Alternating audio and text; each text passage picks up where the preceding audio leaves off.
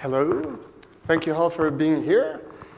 So, indeed, my name is Marc-André Lafortune, but you can call me Marc. It's much easier. I'm honored to be an MRI committer. I really love open source, so I contribute to multiple projects. I'm a maintainer on a couple of projects also. And today, I want to talk to you about Ruby coverage. So first, I'm going to explain my accent. I'm from the French part of Canada, Montreal. This is what my neighborhood looks like. This is also what my neighborhood looks like. And I'm not talking today about snow coverage, but really about code coverage. So I'm going to discuss with you what is code coverage, why you should care, how it actually works, and we're going to delve and look into under the hood and different implementations to see how it's actually really being calculated and computed. So first, what is code coverage? So you've got to imagine, right, that you've got a big bunch of code. And because you're all professionals or professionals to be, you want to have tests. And this way, you know that if you break something, your tests are going to be, hey, there was a feature before, it's no longer there, it's no longer working. You know, this particular edge case was working before, there's something going on. Maybe there's a good reason for that, but it alerts you to potential problems. So code coverage is asking the question, are your tests sufficient? Do they run the actual code you want to test? So it's kind of a test for your tests. When I say covered, I'm going to mean that if you run all your tests, all your spec suite, that could take minutes or hours depending on what product you're working on, that at some point a particular bunch of code is going to be run. If it's not run, it means that someone could come, change it, write garbage in there, and no one's going to know. Well, I mean, your users might know, and they're going to complain. So that's what we want to avoid with code coverage. So it identifies uncovered code. Usually it's either because there's a test missing, and you do want to add the test to make sure that in case anything breaks, you'll know in advance and not when the users call or send you a bunch of emails. Sometimes you might have unused code, so that would be a good reason for not having any test, but there's code lying around that is no longer used.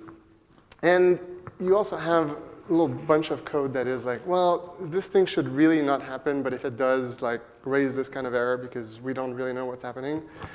And this is the kind of thing that is more acceptable not to have a test for.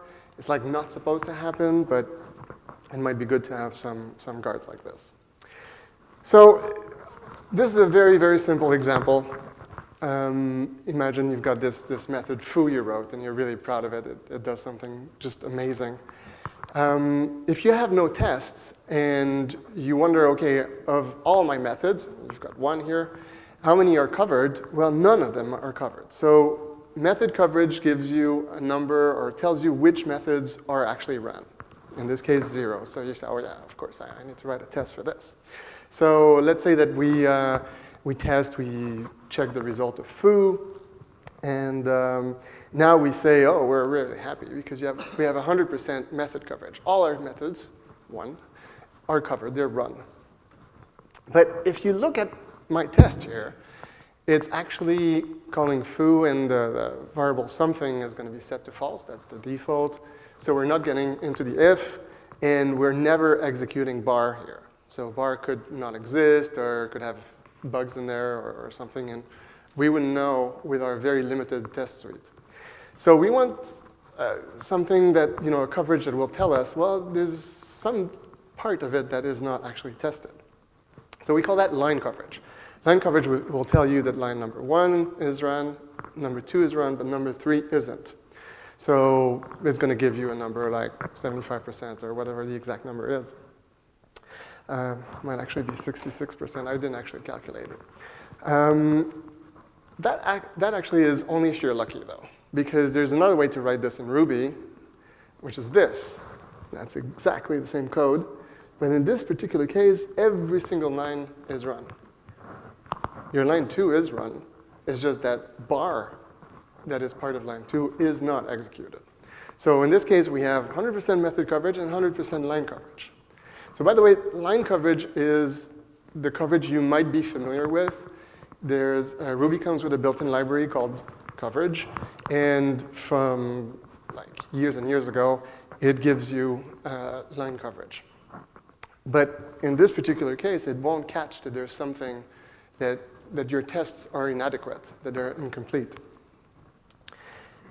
But comes in node coverage. So we call it node coverage because you've probably seen in other talks, you can take some piece of code, parse it, and you get an abstract syntax tree. So in every single bit of the abstract syntax tree is called a node. In this case, you've got a def that is a node, and one of the child is the body. The body has an if, and it has a child, which is the bar that you want, the call to bar. So in this particular case, there's one node that's not being executed. It's the call to bar. So you got 80% node coverage. It tells you, hey, you're not covered. You don't have enough tests for this. So that's what you want, right? Because this test is actually insufficient. Again, though, that's if you're lucky. If you wrote your test differently, if you wrote your test with something being true, so bar is actually run and everything works, that is a decent test. But imagine that you have in your code something that will fail unless bar is run. Your test can work perfectly. You still have 100% coverage for method, line, and node coverage. But there's still something wrong. If you call foo without any argument or with something false, then this is going to crash. Fail unless bar was run will fail, and we don't have a test for this. So there's another level of coverage that we call branch coverage that will tell you that you've not tested all your branches. So in this particular case, the branch in question is the if, and there's really two possibilities, if is truthy or if is falsy. In this case, we're only testing the truthy version. We really want to test all the branches, the truthy and the falsy. So the only way to get 100% for method, line, node, and branch coverage in this particular case is to have both tests. Like expect foo to be something and then foo with something true to be something. And this is the test suite for this ridiculous example that you would like to have. So the nice thing about code coverage is that you just run it for your whole test suite, and it's going to give you a whole bunch of places where, hey, this code is not covered. Are you sure this is OK? Is it used code? If it's used code, then maybe you want to test it. If it's not, then maybe you want to remove it. What's going on? And this is for your whole megabytes of code, right? So you just run this, and magically you've got hundreds or thousands of potential failures that are identified for you. And this is kind of for free, right? You just run the thing, and it tells you where you need to look at for potential bugs or potential tests missing. So normally at this point, you should be really, really excited. I really want this. I want this. This seems so easy, and I can find bugs and missing tests for nothing. So you probably would be willing to pay at least, what, 1 trillion yen was the price we want to pay for a great feature. So of course, it's free in Ruby 2.6, kind of. Actually, it's free in Ruby 2.5. And what I mean by this is that Ruby 2.5 introduced branch coverage. So we used to have only line coverage in Ruby. Now we have branch coverage, almost complete. And but we still don't have node coverage. And the even better news is that it's actually free in Ruby 2.1 plus with DeepCover. So DeepCover is a gem I wrote with a friend also from Montreal. And we can identify every single piece of your code that is run or not run. So we provide node coverage and branch coverage. So here's the live demo. Very exciting. So DeepCover is my command I'm going to run here. And I'm just going to give you, I'm just going to enter a small piece of code. And DeepCover is going to tell me, is going to run it, and it's going to tell me that the if false is in green, so that means it's been run. Bar is not run, because the if, of course, is false. The else is run here. But see here, I made this kind of crazy mistake I called 3, and 3 doesn't exist. So that raises a no method error, which I'm rescuing here. And you can notice that the 4 here is never executed. Of course, in Ruby, like a 4 is not really run. But DeepCover will tell you, hey, you never get to that 4. By the way, the gray colors are for things that are not really executable. So this is just a small debugging tool. Of course, when you want to use DeepCover, it's actually going to give you numbers and also an HTML report with the code that is run or not. So actually, let me show you right now what an output looks like. So this is from active support. And so we ran active support, which has actually a really good test suite, but they don't have 100% coverage. And this is an example of things that I was surprised to see are not actually tested. So in the date core extension, next occurring and prev occurring are giving you the next date, that is a Monday or something like this.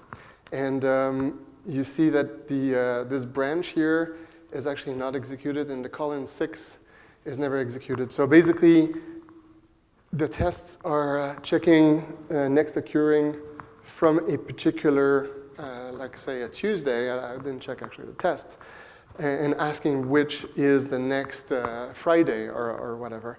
But they're never actually checking one of the edge case, which is from the day 0, which I believe is a Sunday. I don't remember.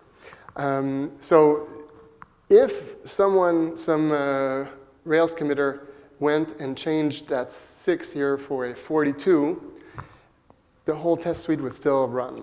Everything would be green. But then if someone was calling next occurring on starting from a Monday date, it would give like nonsensical result. So there really are 2 missing tests if you want to have your first commit in Rails. If you haven't done it yet, I've not I've not done a PR for this test, so you're welcome to do that. Here's another example, again from active support. Here we have require active support builder that is never called because builder is always defined in this particular case. That's not a really interesting example because it would be actually very difficult to test that. You would have to kind of run a different process where builder is not defined, run it and make sure that it's actually required. But what I want to show here is an example where for the toXML method, you can specify a children argument. And if you don't, then it's going to be root.singularize. But there's never a single test to check that if you pass children, it's actually taken into account. So this is what the little branch in red shows, is that the option delete is always falsy. So you always execute root.singularize. But basically, I could remove the options that delete children and the or, and the whole test suite would still run, but I would no longer support this official option. So again, that's another test missing in active support. So we have not really publicized much DeepCover. We're still actively working on it, but it's actually ready to be used in production. It's never used in production because it's always when you test or on your CI servers. But a few projects have started using it. 2 of them were really interesting because they had 100% code coverage. So for them, it was an objective to have all their code covered. And when they ran DeepCover, then their 100% fell to 96 and something percent, or in this library, 99% of the nodes, but only 77% of the branches. So Dan Allen has a very compact style, and he writes a lot of ifs or question marks or end in one line. So some of them were actually not tested, and he was really happy because just looking at that and trying to make his tests better, he found 3 bugs. Just with the tool. So that was a few days ago. I don't know if he's found any more because he was still working on getting the 23% of branches missing. So the typical examples, as we saw some of them in active support, but from the previous examples also, This was examples that were reported. One that I found was interesting was a scope like this, where of course the line is run, the scope is defined, but it was never used in his code nor in his tests, so you could just delete them. This we've actually seen active support, and this is typical of some cases you want to just bail out and return nil, but if your tests are not testing that the whole thing works, maybe returning nil can create problems down the line. Okay, so this is just a summary of DeepCover versus MRI. Basically, the DeepCover is great, MRI is great, but DeepCover is better, of course, I'm going to say this. DeepCover has node coverage and better branch coverage. The downside, of course, is that it's slower, much slower. Normally, you shouldn't care, especially if it's your CI server that's running it, because when you do code coverage, you don't do it on one test. You have to run your whole test suite for the results to be really meaningful. And usually, a big test suite takes a while, so you don't actually wait and watch for it to happen.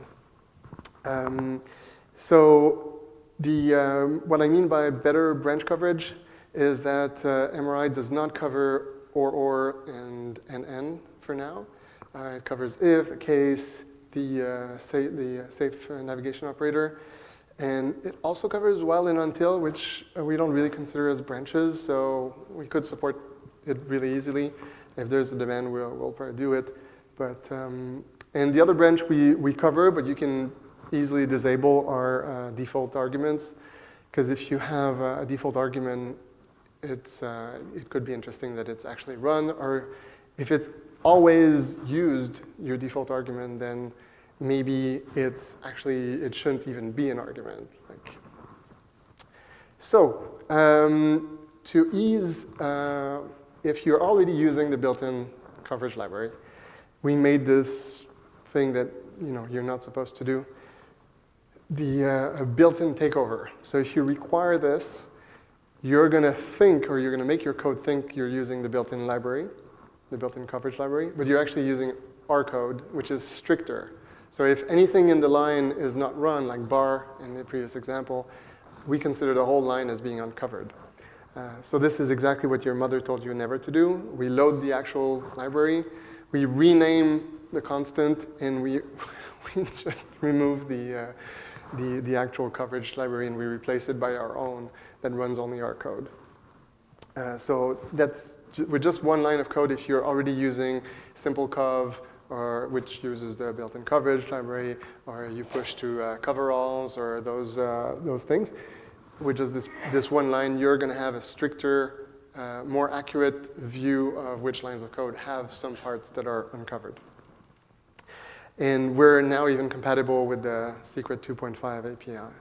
I say secret because the branch coverage has not really been documented in 2.5. You can use it now, but it's, as far as I know, there was not time to really document it. So you need to call it with special arguments to get the branch coverage. But even with our takeover, if you call us with the same arguments, we're gonna give you the branch coverage, exactly like MRI would, but stricter. So now I want to tell you, now that I've spent so much time writing this gem, I had a lot of fun, and I actually understand much better how it actually works.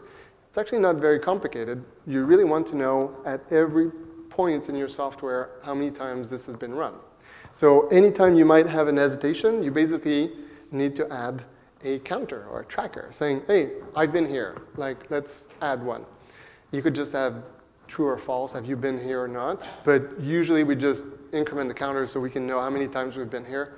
Usually the only thing you want to know is it 0 or is it non-zero, but it can give you some pointers to know how many times you've been running this particular piece of code. So first I'm going to show you some C code, so don't run away.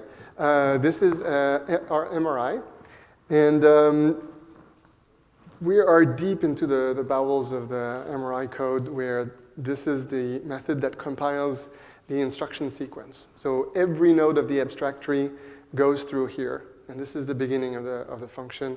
And at the beginning, it tests if the node it's compiling is on the same line as the previous node. And if it isn't, then it sets the line, and then it does these two things here, head trace line coverage and add trace with Ruby event line. So I don't know if you're familiar with the tracepoint API. The tracepoint API is kind of a debugging API where you can say, hey, Ruby, call me whenever a method returns something, or call me whenever a new line is being run. So this is what puts in the instruction sequence to call those, if you have a callback for this with the tracepoint API, this is what adds any callbacks for a new line, because we have a new line coming up. Add trace line coverage is actually exactly the same. It just uses another event, an event that we don't have access to on the Ruby, from the tracepoint API within Ruby. But under the hood, it uses the exact same thing. So this is the function that's called for compiling every node. So the rest of the method looks like switch of the type of node. So if it's a block, if it's an if, it's an unless, et cetera, et cetera, et cetera, et cetera. There are 1,600 more lines to this method, to this function. And it's just basically a list of all the types of nodes. Actually, not all the types of nodes. The when node is not in there. The when node is actually compiled within the case node, and that's actually a bug, because if you look at the line coverage of Ruby, if you have a when with nothing else, it's a non-executable line, because we actually never inserted the add trace line coverage, or in tracepoint, you also will not get a line event on the when.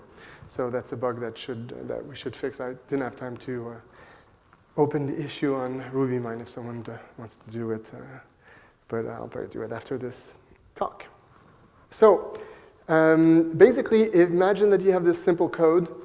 Under the hood, what MRI does is it's going to add trace line coverage before it runs A equals 1, and then before it runs B equals 2 and C equals 3, and et cetera, et cetera. So what we did with DeepCover was thinking, well, we don't really want to do all this thing in C. We don't particularly like C. There's a whole bunch of code to be written. We're a bit too lazy for this. We're going to run it. We're going to do it in Ruby. So we're going to rewrite the code in Ruby and use Ruby built-in Ruby counters. So basically, we're doing something very similar. Imagine a global variable, we can call it counter or whatever, and we're just incrementing by 1 before each line. So we rewrite the original code this way so that the counters get incremented. So this is if we wanted to do exactly what MRI is doing, but as I said, we also want to have node coverage. So to have node coverage, we want to be, to distinguish, for example, B equal 2 and C equal 3 here. So we actually need a little bit more counters, right? For each and every single type of instruction, we need to add counters. Now, if we did that, we would have like really, really way too many counters. So we tried to be a little bit smarter. And we realized that in this example, if I tell you that, like we're inside a method or something, if I tell you that A equals 1 has been run 15 times, you can already tell me how many times B equals 2 is going to be run. It's going to be run 15 times. There's no reason why A equals 1 and B equals 2 would not be run the same number of times. So basically, we focused on saying, we just want to put counters when the number of times it's being executed might be different from the previous line or the previous node.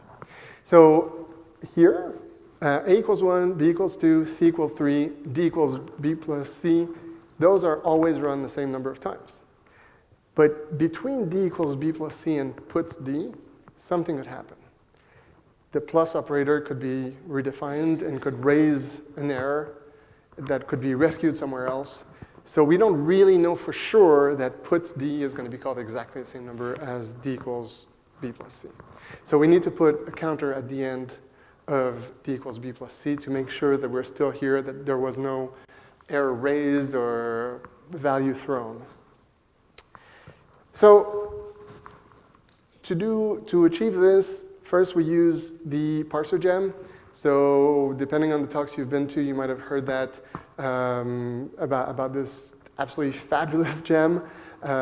Stripe is using it, and they're actually using the GitHub version that is top secret, but apparently they rewrote it in C++ or something. Sounds really awesome and a big undertaking because it's quite a heavy-duty gem. And also RubyKaigi uses the parser gem. So it's a really fabulous gem. You get your AST, abstract syntax tree, but it gives you all the information about which bit is where, which characters it represents. It's really fabulous. So for us, it was a huge help. So what we do is we call parser, and then we rewrite every node, inserting the trackers where we need them. We were careful not to insert any new lines, and Ruby has a very flexible syntax, so with semicolons and parentheses, you can do that. This way, we don't really need a source map. The lines of the original code, the numbers will correspond to the code with our trackers. And we try not to modify the existing line, so it's easy to find. We just insert code here and there. And after it's been run, we have all these arrays containing numbers, and from that, we deduce which nodes have been run, how many times, and which have not, and which branches have been fully covered or not. Now, to rewrite the code, we had really 3 ways to do it, and we actually did all 3, which was a bit stupid. But first, we monkey patched require, load, and autoload, which turned out to be more complicated than we thought. But basically, if you require DeepCover, and then you require a file, we look, oh, is this a file that you want to be to know if it's covered? If so, well, we're going to load it ourselves, parse it, insert the code we need, and evaluate it instead of just doing the basic require. Same thing for load and autoload. But that turns out to be kind of slow and very tricky. So in Ruby 2.3 and up, we really want to use the Ruby VM instruction sequence, that load isec, which is kind of something you'll probably never have to use in your life. But it concentrates on the actual loading of the code, not on path resolution and constant lookup and stuff like this. So it's easier to actually delve at that level. And the third way we used was to take the project you want to cover, clone it, and then just rewrite the files with our instructions, run the test, and then analyze the data. We actually use it for our own purposes because DeepCover would have a hard time analyzing itself. It would get confused between its own code and the DeepCover's code. Anyway. So, as I said, when we have something like puts hello, puts is a method call, puts could raise for whatever reason, we need to make sure it doesn't. Or if it does, I mean that we know because we're going to add a tracker afterwards. So what we do is we rewrite it to something that looks like call puts hello, put that in a temp variable, increment the counter, and then return the temp variable because maybe that result is used by an expression, maybe as a result of that's what's returned from the function. The most complex case that we've had for rewriting is the safe navigation operator. So if you call foo and .bar, that's what we have to do. We have to call foo. We have to check if it's nil or not. If it's not nil, we need to keep track of it. Like you've entered the safe operator, and then call the. Oh, sorry, this should be bar here. Sorry about this. So then we call bar, and then we also need another tracker to know if we're still here, or maybe we've raised something or a value was thrown. So and then return the result. So I put that on 6 lines, but as I said, we just put semicolons so that it stays on 1 line. And actually, I lied saying that was the most complex case because the actual most complex case was multiple assignment, because there's actually no real good, easy way to do this. The only thing we can do with Ruby's syntax is do something like this. So we can add trackers before object.a equal is called and before c equal is called. But we cannot do it after. So basically, we have to reverse the train of thought within a multiple assignment. And deduce, is b being set? It will be set in this particular case if the tracker 2 has been incremented. So instead of going from the past to the future, we have to kind of come backwards. And it kind of blows your mind when you actually try to write that. We could have written the whole thing coming backwards, but it's actually extremely difficult to do so. And we might actually just rewrite it differently because it's a big pain. All right, so this is a little bit to wake you guys up. I'm going to ask questions to see if you followed. So those that have been doing Twitter, you're toast.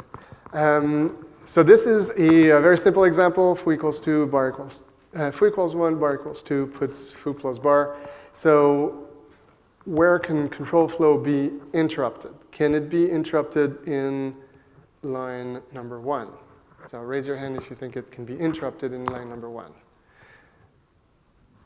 No real hands. So foo equals 2 and bar equal 2 cannot really interrupt the control flow because there's no way that it can raise an error or that it can throw a value. How many ways can puts foo plus bar interrupt control flow? So raise your hand if you think 0. Okay, if you think there's one way it can interrupt, I mean that basically that we need one counter to know where we're at afterwards. How about 2 counters? Couple of hands. About 3 counters? No hands. Well, you guys are good. So yeah, 2, because basically there's 2 method call here, plus and puts. So plus might be interrupting the control flow. It probably won't because this is 1 plus 2. No one is going to redefine plus on integer, but you know, maybe. And puts will probably also not. Well, actually, it would raise in this case, right? Does it do? I don't remember if it converts to string. I think we would have to convert to string, so that actually would raise. Anyways, so there's 2 method calls here, but it's not only method calls that we need to watch out for. If there's an if, then we need to know if we're getting inside the if or not, etc.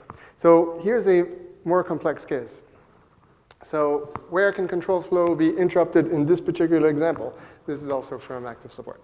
So first line, can it be interrupted there? Raise your hand if you think so. 1 hand, 1 courageous hand. Oh, 3, okay. Raise your hand if you are not asleep. Half the hands. Okay, perfect. I just wanted to double check. Okay. So, well, require can definitely, this is a method call. So basically, method call equals could raise, could throw. And imagine that the file doesn't exist, or there's an error in the object try. It could potentially raise. So we have to have a tracker to make sure that the control flow has not been interrupted. All right, line number 3. Who thinks this can interrupt the control flow? 3, 4 hands. Who thinks it cannot interrupt control flow? I'm still trying to see who's asleep. Well, there's about 10 hands. Okay, everyone else is asleep. So actually, this could raise an error. Usually it won't. But imagine that date and time is actually a class. Then when you try to open as a module, it's going to raise an error, and this is just not going to work. So even though that's really not going to happen in production code, we still add a counter with DeepCover just to make sure it didn't raise something and it was rescued elsewhere. module calculations. So that's the same thing. It could be a class. Actually, date and time could be frozen. So then you're trying to add maybe a constant to date and time. That could also raise. Weekend days equals an array. Same thing. This is we're setting a constant. If calculations is frozen, this is not going to work. That's the only real case where it would be a problem. All right, I don't remember why I put these. Oh, yeah. This is another example where you might think, okay, well, of course, beginning of day, end of day, this each require a tracker because each could raise an error. But there's actually a need for 3 trackers because we're actually building a range. And if you try to build a range with like a string and an integer, for example, it's going to raise an error. So building a range is also something that could interrupt control flow, so we need a tracker. So if you have this particular code and you run it through DeepCover, you're going to have a whole bunch of trackers that you probably would not have been expecting. Alias is another example where the method might not exist, the module might be frozen, or all these weird things that doesn't happen in production, but we're really trying to catch all the cases with DeepCover. So we had a lot of fun doing this. So in the future, we hope to have better reporting in coveralls and CodeCov and things like that. These are amazing online tools, free for your free software, and they give you really nice graphs of what's going on with your coverage through time, etc. But they're all based on the notion that a line can be covered or not that particular node or a branch could be covered. So it's possible to do like we do in the takeover, to say the whole line is not covered if there's a little bit that is not covered in the line. But it's so much nicer when you know exactly which part is actually not being covered to understand better. We also need to have a better handling for complex setups. So if you run your test suite on different environments and different Ruby versions and you want to collate all the results, currently that's a bit hard to do. And we'd like to be better. And we also don't have 100% coverage for DeepCover. So that's a short-term goal to have. So I would just like, in finishing, to thank my co-author and the guy with the original idea, Maxime Lapointe. And I just want to say congratulations also to the MRI branch coverage team, Yusuke Endo and Yuichiro Kaneko. They basically identified the same need as we did, and we basically worked on 2 sides of the world independently, and basically in the same time we said, hey, we've got something that could be interesting. We just took really different avenues. And also a thank for the early adopters that gave us really cool feedback and cases we were not covering very well. So this is it. Thank you. I hope you enjoyed. And we may have like 1 minute for questions. If there are any, please come to the microphones.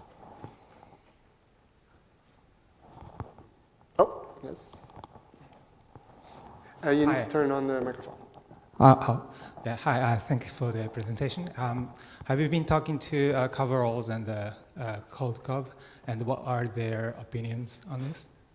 That's a very good question. We have not talked to coveralls yet. We've talked to the maintainer of SimpleCov to see if there is any integration that needs to be done or could be done to improve with this, but not really with the coveralls team, which really would be the nice thing. So if there's any person from coveralls, I mean, you can sponsor us and we'll do a really great job. Thank you for your question. Any other question? Thank you so much.